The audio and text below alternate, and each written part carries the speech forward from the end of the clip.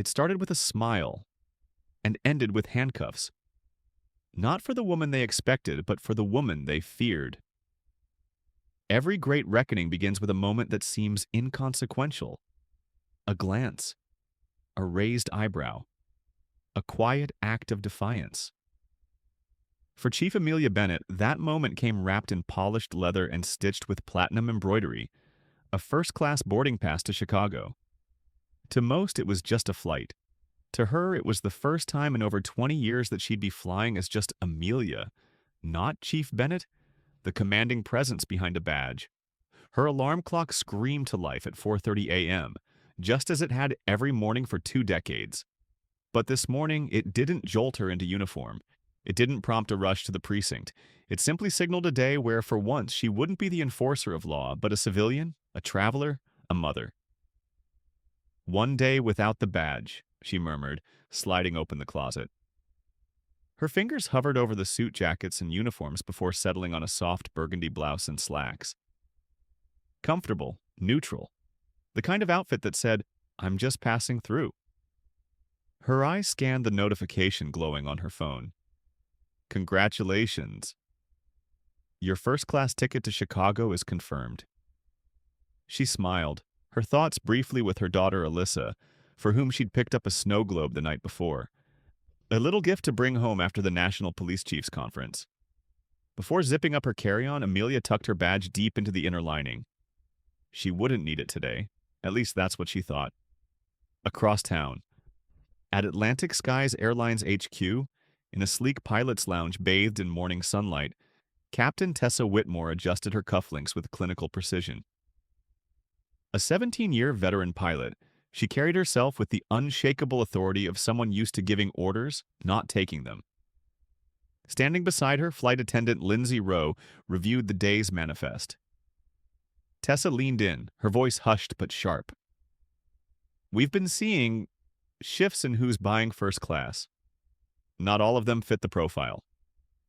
Lindsay didn't need further explanation. "Don't worry, Captain. I've got a way of handling those situations. Firm, but professional." "That's why I requested you for this flight," Tessa said with a smirk. "You understand the ambiance we're trying to maintain."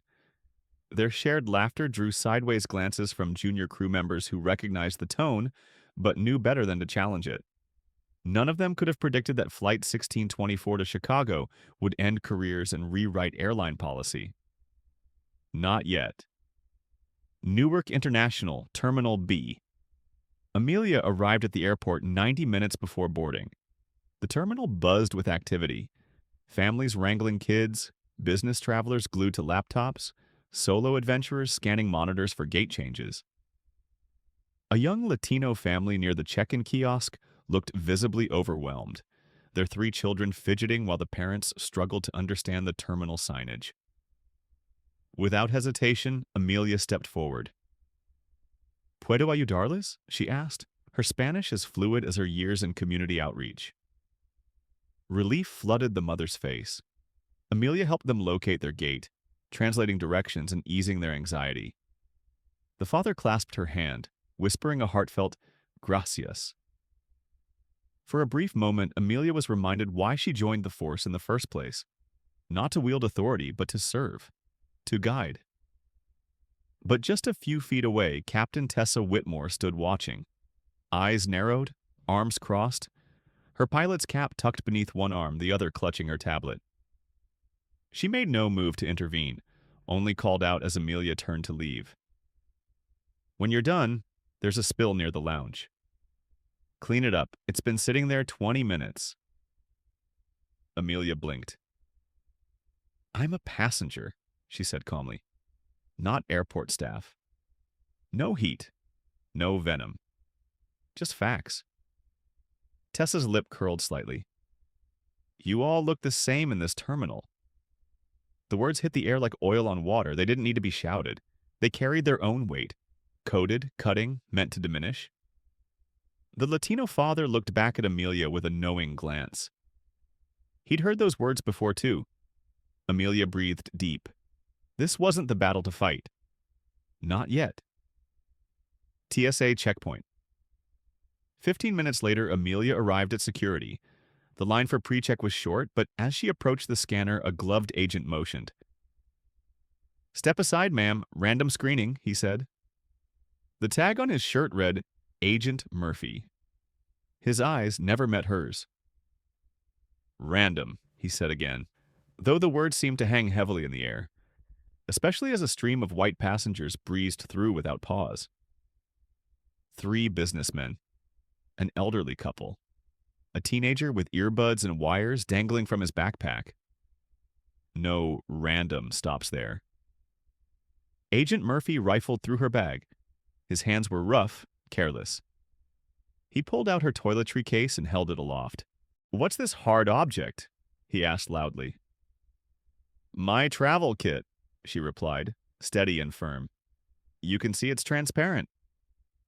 A toothbrush, a tiny bottle of moisturizer, a snow globe. Nothing dangerous, nothing suspicious. Just a woman on a work trip. From a distance, Captain Whitmore watched with a tight-lipped grin.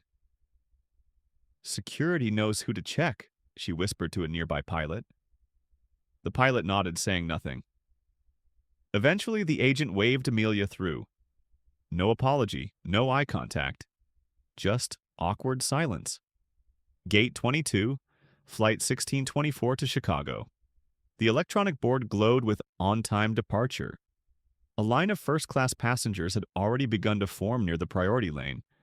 Tailored coats, premium luggage, confident, practiced glances at boarding passes. Amelia joined the line, ticket in hand. The gate agent, Karen Wallace, wore a sharp blazer and the silver wings pin all gate staff shared.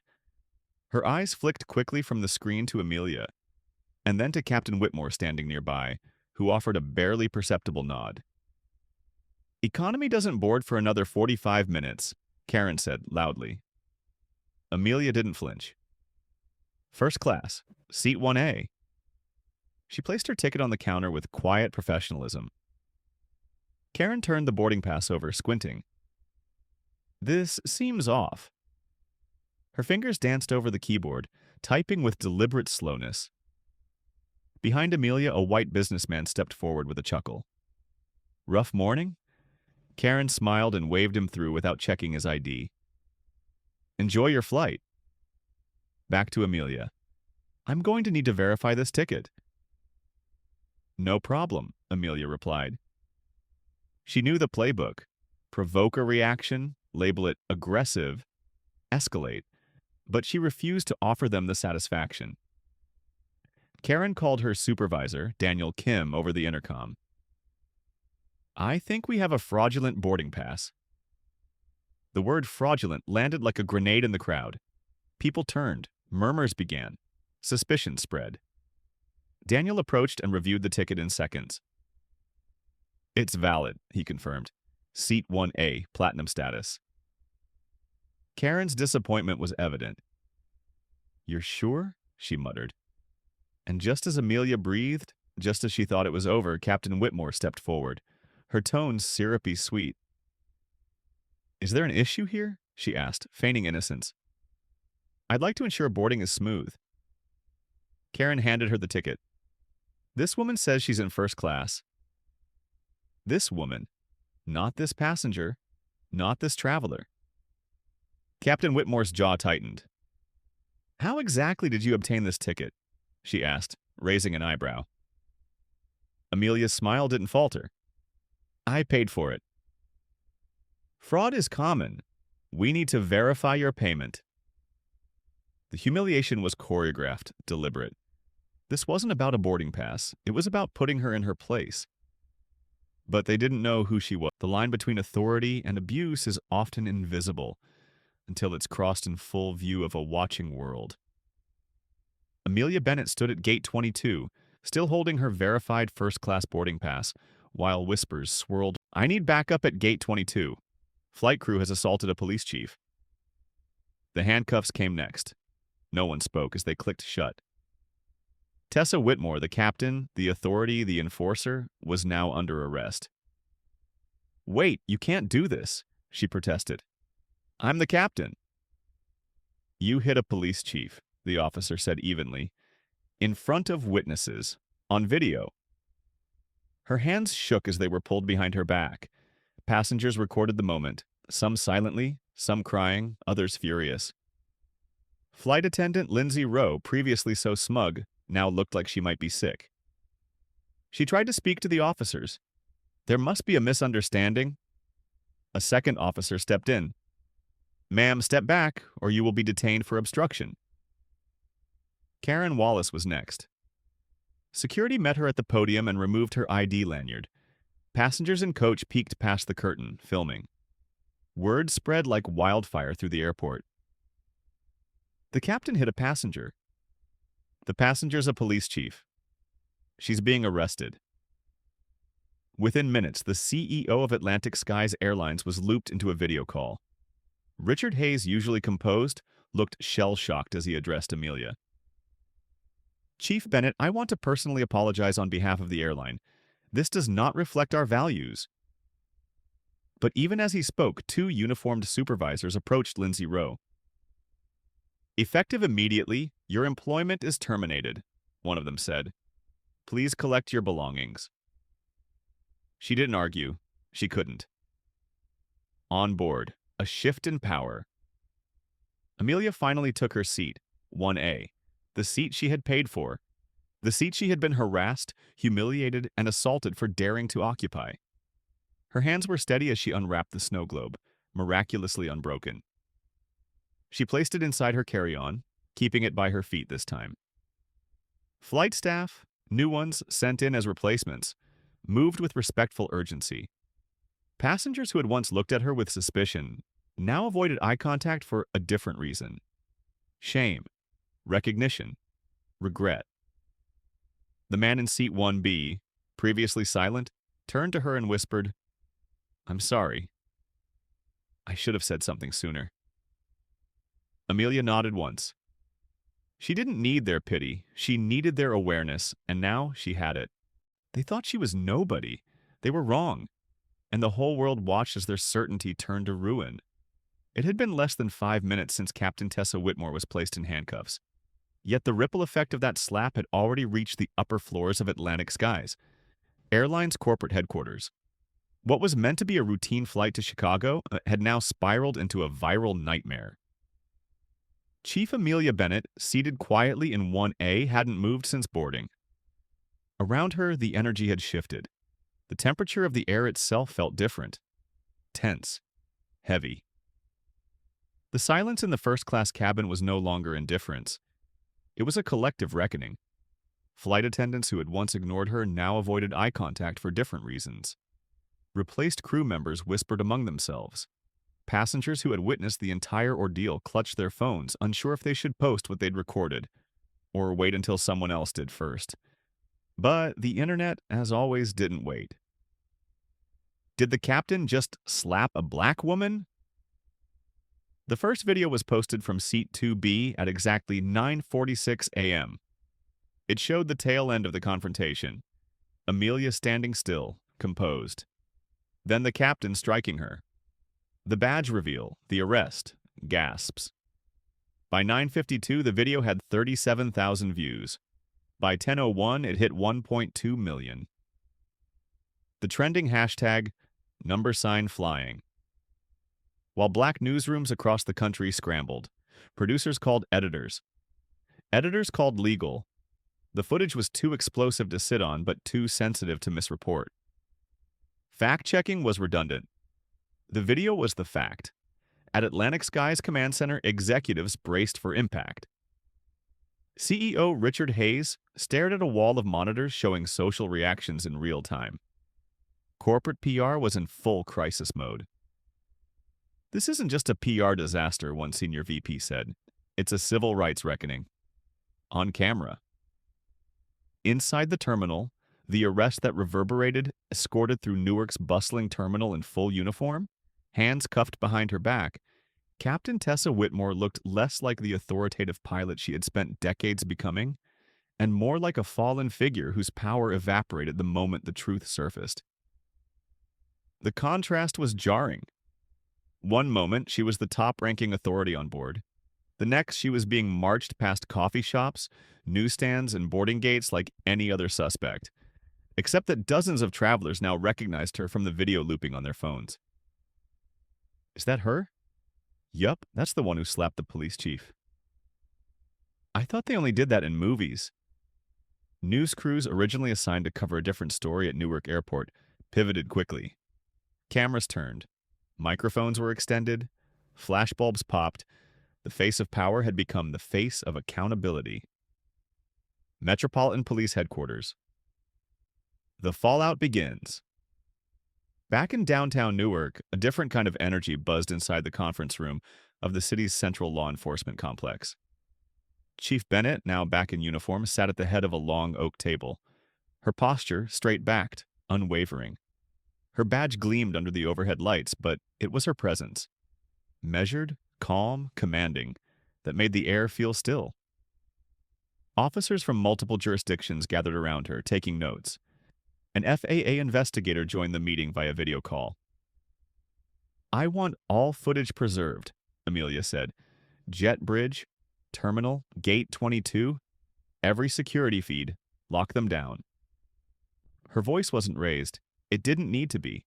Within hours, Atlantic Sky's IT teams were served digital preservation orders. Deleting footage, even out of policy, would now carry federal consequences. The passenger tapes and the voices they amplified. What shocked the public even more than the slap itself was the pattern that emerged through passenger testimony. "I sat right behind her," said Derek Langston, a marketing executive from Boston. "They called her ticket fraudulent, but I didn't even get mine scanned." Another woman, Priya Sharma, added, "The pilot told her, 'People like you don't belong in first class.' I couldn't believe what I was hearing." And then came the quiet voice of Alejandro Morales, a janitor on his first business class flight after winning an employee contest. "It's not the first time I've seen something like that," he said, "but I never thought anyone would believe me if I said it out loud." Now the whole world did. Emergency action. The airline reacts. By 11:03 a.m., the airline had taken unprecedented internal action. Captain Whitmore terminated. License under federal review. Karen Wallace, gate agent. Suspended pending investigation. Lindsay Rowe, flight attendant. Fired on the spot Daniel Kim, supervisor. Placed on leave for failure to intervene. The airline sent a fresh crew to complete the flight to Chicago, while passengers were offered full refunds and free lifetime upgrades for their inconvenience. But this wasn't about miles or upgrades anymore, this was about reckoning. The federal response. And a broken system. Exposed. The Federal Aviation Administration, FAA, rarely swift to act, issued a press release by 2 p.m. Captain Tessa Whitmore's license is hereby suspended pending a full investigation into misconduct, violation of federal anti-discrimination statutes, and abuse of passenger rights. But the FAA's role wouldn't stop there. Investigators uncovered prior complaints, buried HR reports, subtle red flags, ignored warnings. A black doctor accused of posing a security risk after upgrading his seat. A Middle Eastern passenger removed from a flight because the captain felt uncomfortable. A Latina flight attendant reassigned due to her tone on the intercom, despite having no violations on record. It was all there. Captain Whitmore had a pattern, and it had been protected for years by silence, fear, and bureaucracy, until Amelia walked into that terminal. Amelia's role, bigger than one flight. When asked by a reporter outside the station whether she planned to sue, Amelia gave a now iconic reply. "I don't need a settlement. I need a system that stops this from happening again." And with that, her mission became larger than her badge. Within 72 hours, she was invited to speak at a National Aviation Task Force, joined by the Department of Transportation, FAA officials, and civil rights leaders. Her message: accountability without transformation is just theater. The industry shakes. Airlines feel the pressure. Other airlines scrambled to distance themselves from the incident, issuing statements in solidarity. But social media called out their own records. Number Delta denying diversity, Number United. We stereotype Number American Airlines allegations. It wasn't just a Captain Whitmore problem anymore, it was a systemic problem. And the face of the solution? A black woman who refused to be humiliated into silence. The headlines rolled in. CNN, pilot slaps police chief, internet explodes. NBC, who gets to fly first class? Viral incident sparks racial reckoning in skies. The Guardian, when power meets the wrong passenger, a story of dignity and consequence. The public turns the tide. Amelia's quiet resistance inspired thousands of people to speak out. The hashtag #MyBoardingPass story trended for days. One user wrote, I was randomly searched 7 flights in a row. I thought it was just bad luck. Now I know better. Another, my dad, a retired Air Force colonel, was once asked if he was in the right line because of his skin color. He never flew first class again. It became a digital awakening. People finally saw what many had been living. Not the end, but the start of something bigger. Atlantic Skies, desperate to salvage its brand, did something no airline had done before. They launched a $40 million class action fund for passengers affected by racial discrimination and committed to blind upgrade systems based on status and purchase only, mandatory bias training for all employees, anonymous reporting platforms accessible in-flight industry-wide blacklist for employees found guilty of discrimination, and they didn't stop there. They invited Chief Amelia Bennett to co-chair a new equity task force. She accepted, not to punish, but to transform. Final scene. 1 passenger, 1 badge, 1 system. Changed 1 week later, Amelia stood before a graduating class of new aviation professionals. She wore her full formal uniform, not as armor, but as example. Her final words to them weren't about flying or security. They were about integrity. Your uniform doesn't give you immunity. It gives you responsibility to protect, to serve, and to remember that dignity isn't granted by class, skin, or seat number. It's something every passenger carries with them. Your job is to make sure they don't have to defend it. A standing ovation followed. Among the audience sat her daughter Alyssa, already enrolled in flight school. And in that moment, the skies felt just a little bit freer. It's not just about what happened to her. It's about how we let it happen, and how we chose to never let it happen again. 3 days had passed since the world first watched the video of Chief Amelia Bennett being slapped across the face by Captain Tessa Whitmore on Flight 1624. 3 days since the world paused, angrily, painfully, urgently, to ask, how did we get here?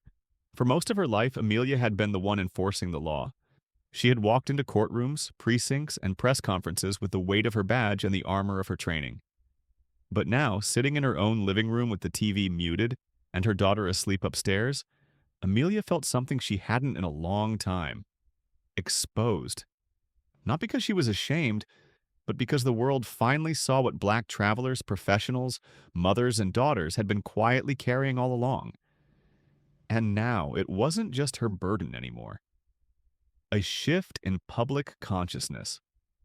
The footage had forced an entire industry and a watching public to reconsider what they believed about authority, entitlement, and equity. No longer was the story about a disruption on a plane. It was about what people had ignored for too long. The man in seat 2B, Scott Harrington, had always flown first class.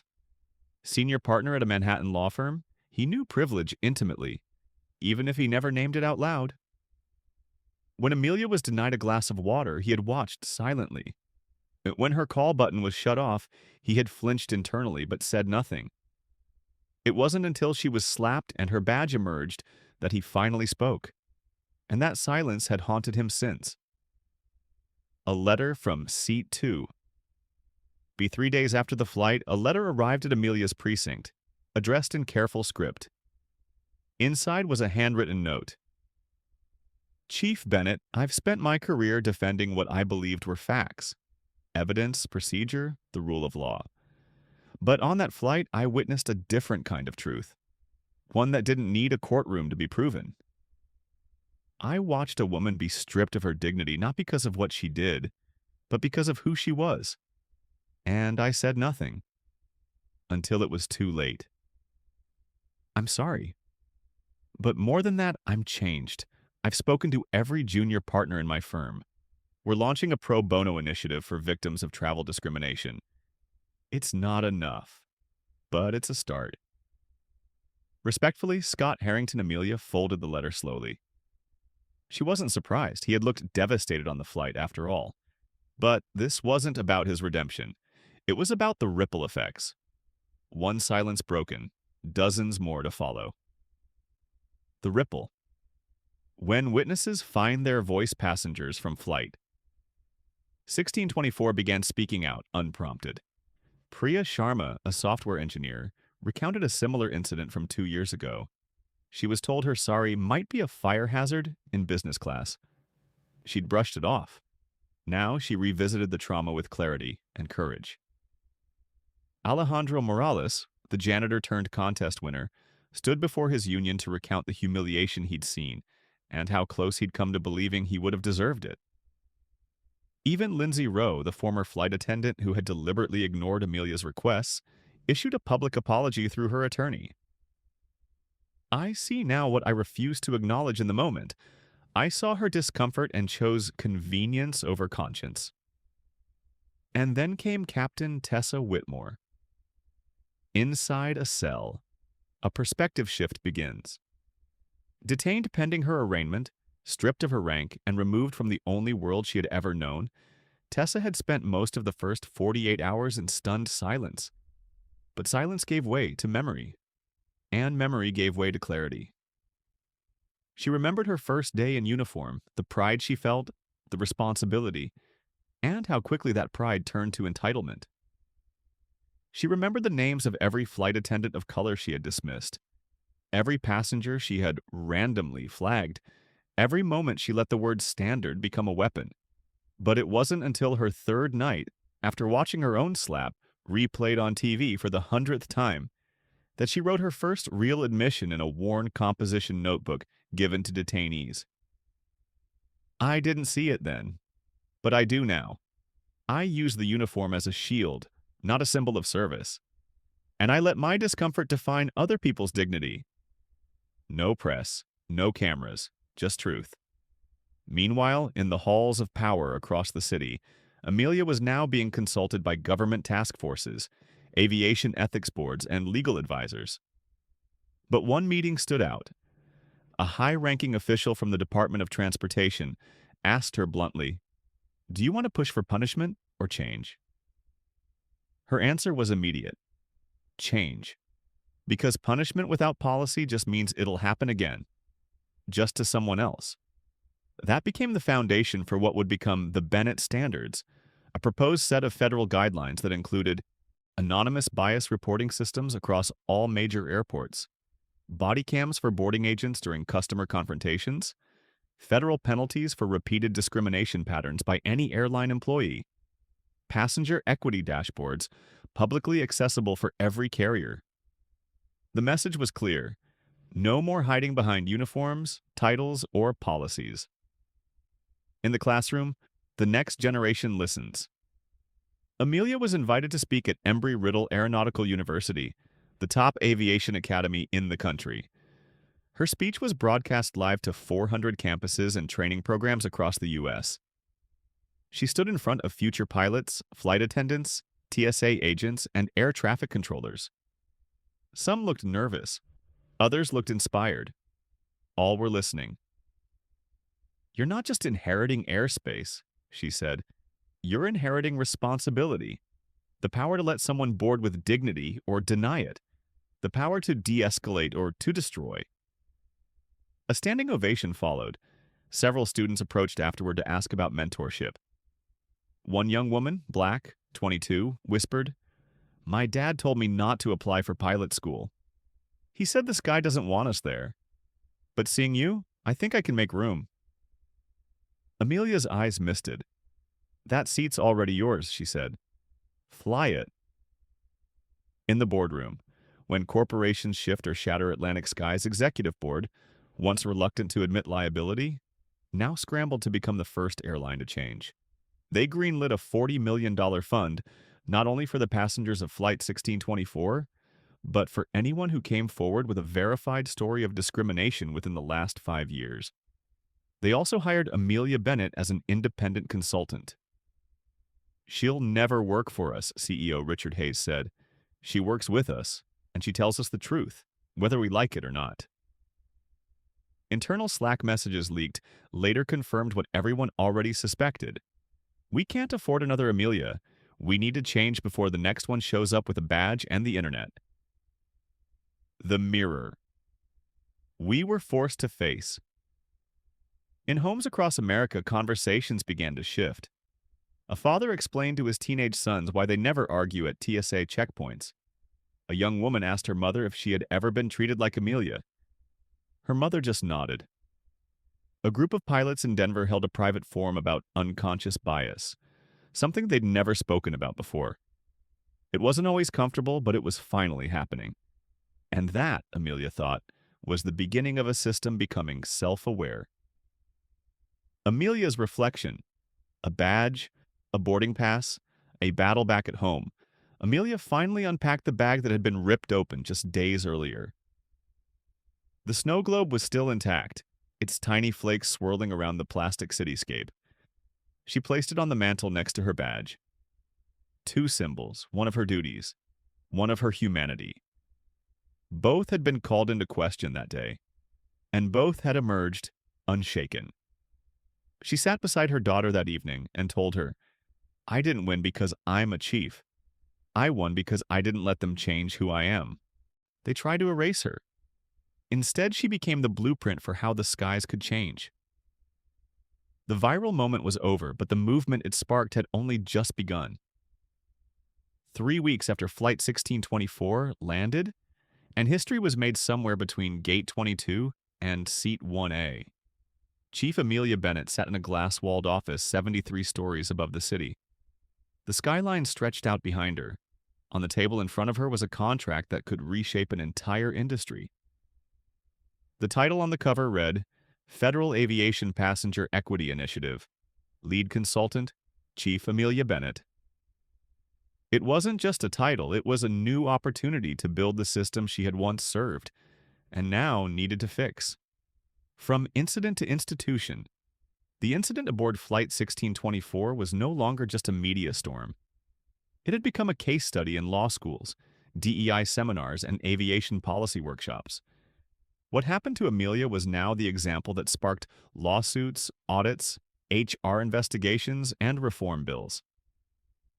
Airlines who had previously pushed back against bias complaints were now scrambling to show compliance.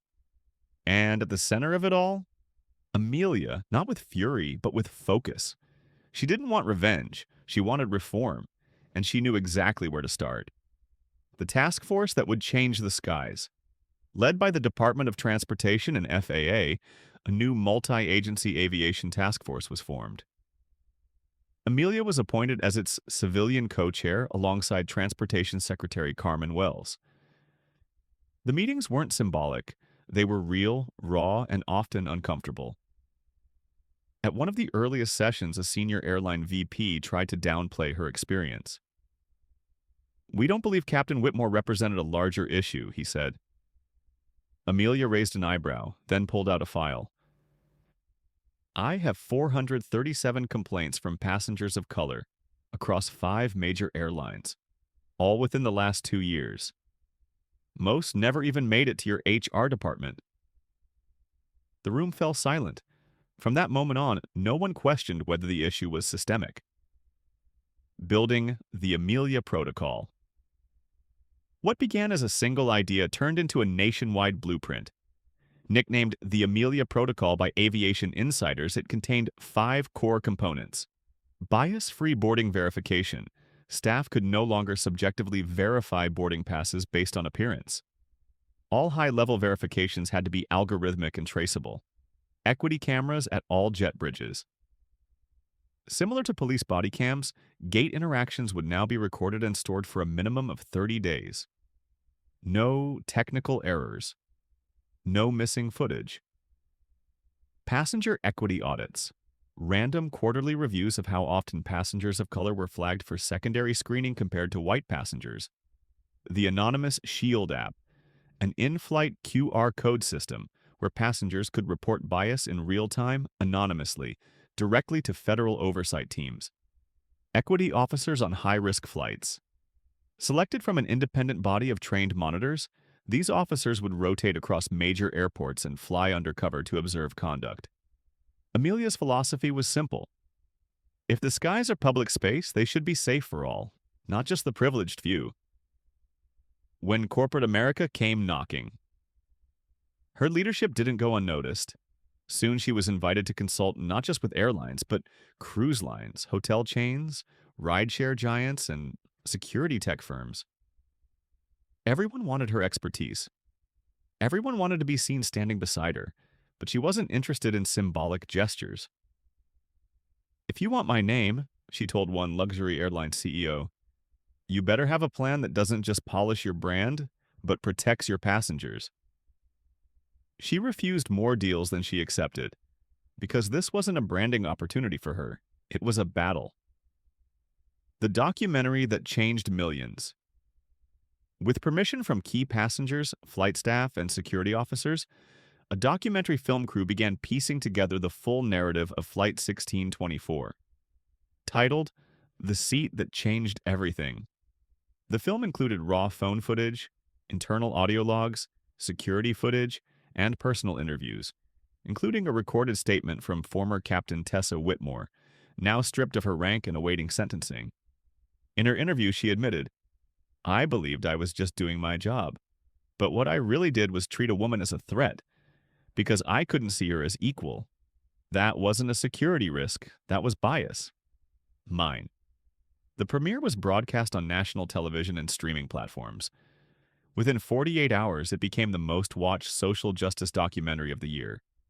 And in the center of it all stood Amelia, not as a victim, but as a standard-bearer, the global response. What started in Newark Airport didn't stop at U.S. borders. In London, a British Airways flight attendant exposed internal documents showing how passengers with Muslim-sounding names were secretly flagged. In Australia, a woman of color shared how she was handcuffed on a flight for disruptive behavior because she requested to change seats after being racially harassed. Inspired by Amelia's stance, global aviation watchdog groups began pushing for international passenger rights charters modeled on the Amelia Protocol. She had become more than a chief. She had become a catalyst in the minds of future flyers. In middle schools and high schools across the country, teachers began using the story of Flight 1624 as a case study in ethics, civics, and civil rights. Children asked, why didn't they believe her ticket was real? What if she didn't have a badge? Would anyone have cared? Would this happen to my mom? It wasn't just a news story anymore, it was a mirror. And in that reflection, families, teachers, travelers, and corporations saw their silence and vowed to break it. A job offer that made her pause. 6 months after the incident, Amelia received a formal job offer. Deputy Director of the FAA Office of Passenger Rights and Equity. A 6-figure salary. National oversight. Real teeth. She wore the badge for 20 years, but it was the moment she took it off that defined who she really was. For most of her life, Chief Amelia Bennett believed her strength came from her uniform.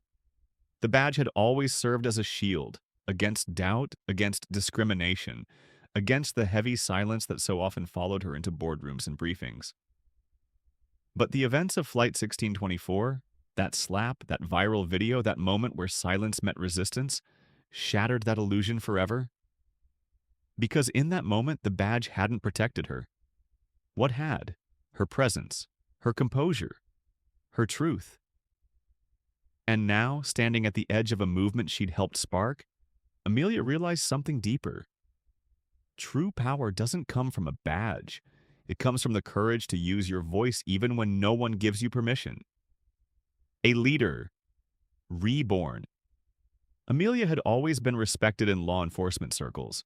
She had trained rookies, led task forces, spoken at federal conferences. But after the airline incident, something shifted in how people responded to her. They didn't just see her as Chief Bennett anymore. They saw her as a mirror of what it meant to carry quiet dignity in the face of open hostility. Even her former critics began to lean in. "I used to think she was too composed, too polished," said Captain Harold Duke, a peer in a neighboring district. "But now I see she wasn't cold. She was containing fire." And that fire had become unstoppable.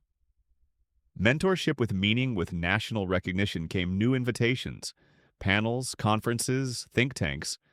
But Amelia's favorite moments came not from podiums, but from coffee shops and classrooms, where she met young women of color just beginning their careers. They came with nervous smiles, notebooks clutched tight, questions in their eyes. How did you stay calm when they tried to humiliate you? Did you ever think about walking away? Did they treat you differently even with the badge? Amelia answered each one with brutal honesty. Yes, I was angry. Yes, I wanted to walk away. And yes, they still saw me as less. But I didn't let them keep that power. I took it back, with presence, not rage. And slowly these young women began to realize they didn't have to change themselves to fit the system. They could change the system to fit them. The conversation with her mother. A month after the slap, Amelia sat in her childhood kitchen with her mother, Joanne, a retired schoolteacher who had raised Amelia and her two siblings with discipline, love, and a firm hand on reality. Joanne placed a hand on her daughter's arm. "You were always strong," she said, "but now you're more than that. You're free." Amelia blinked. Free from what? From thinking you need their permission to take up space. Joanne's voice cracked. "I used to coach you to shrink, to be quieter, safer, because I was scared. I told you to earn their respect by never making them uncomfortable." She paused. "And now you're teaching me that maybe, just maybe, it's time they get uncomfortable instead." Full circle at the airport. 6 weeks after the incident, Amelia was back at Newark Airport, but this time as a keynote speaker at the National Transportation Equity Conference. Same terminal, same gate. But this time, she walked through it without fear. Security agents nodded with recognition.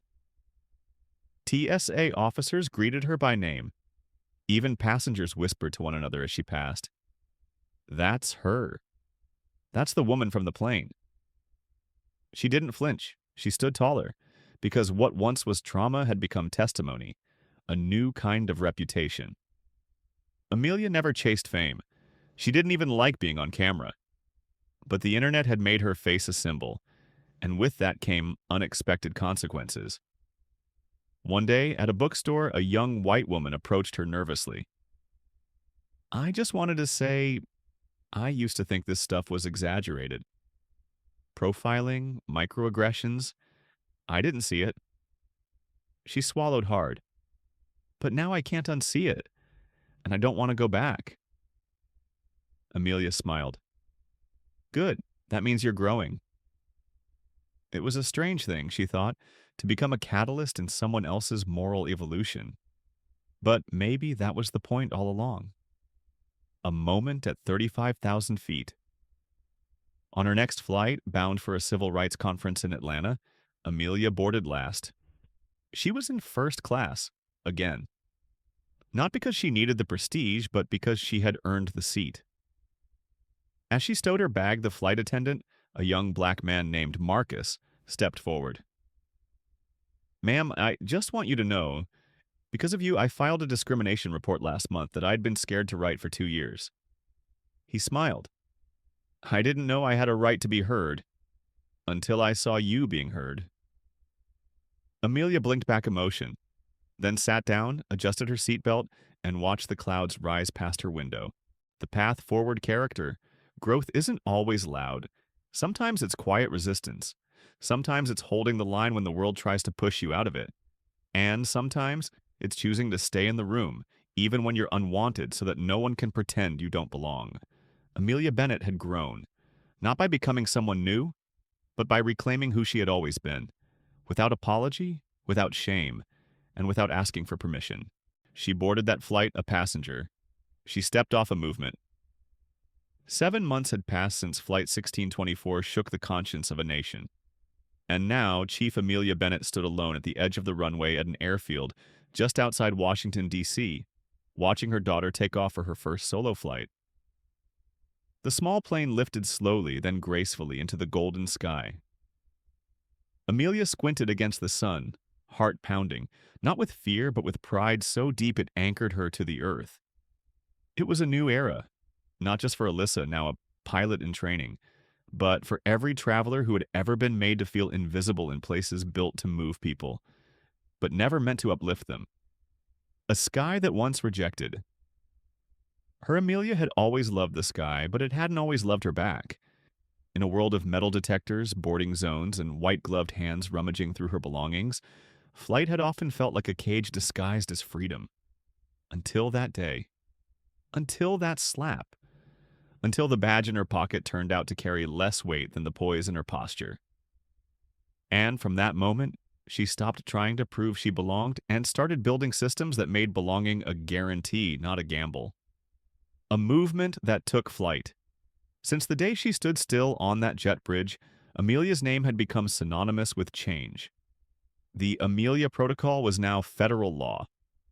Airlines who once ignored bias now trained thousands under her framework.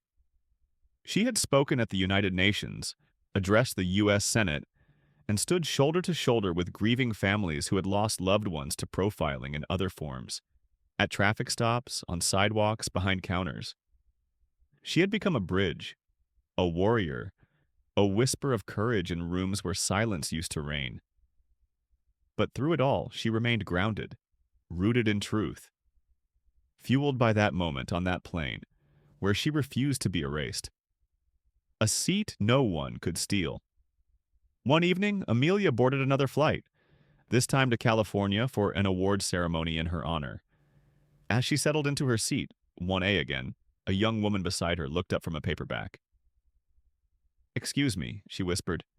"Are you the woman from Flight 1624? Amelia smiled. "I am. I just wanted you to know, I used to always book economy because I didn't think I deserved anything more.